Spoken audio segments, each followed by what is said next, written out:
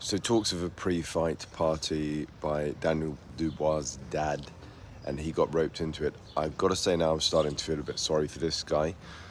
Clearly, I think is he one of 6, 7, 8 siblings? So when you grow up in a big family like that, I know someone very close to me who did that, and it's not easy. You can get kind of forgotten about and neglected, and you can't necessarily blame anybody for that. You can imagine being a parent with that many children. Anyway, if that happens to a child, they don't necessarily grow up with the support they need. This is all conjecture. I don't know if this is true about Dubois. All I can say is I've studied quite a bit of psychology because of the work I've been in.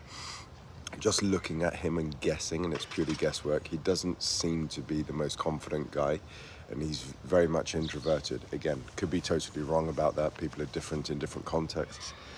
But he's with a trainer who's, again, comes across as quite overbearing in Don Charles. I think in African culture, the older men kind of have that, can take on a paternal role, like a father figure role.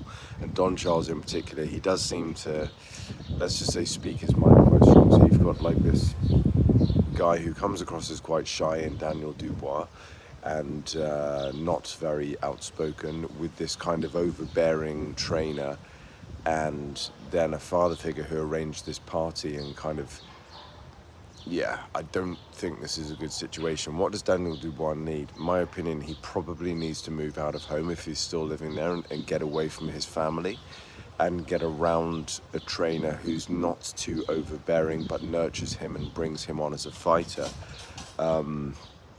You look at people like Mike Tyson would not have been who he became without Cus D'Amato.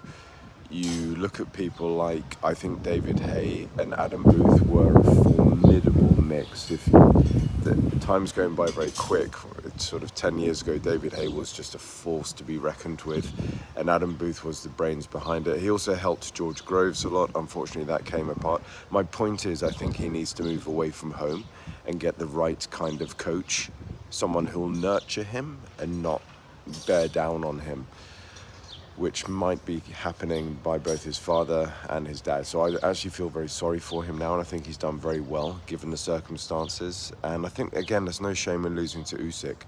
I think it's the wrong style for Dubois. He's powerful, but you can counter him, and Usyk is a masterful counter boxer. And Don Charles talked him up, and he got knocked out. And it was the wrong thing to do to kind of bark at Usyk and accuse him. So yeah, I hope he finds the right trainer. Maybe going to America. Who knows?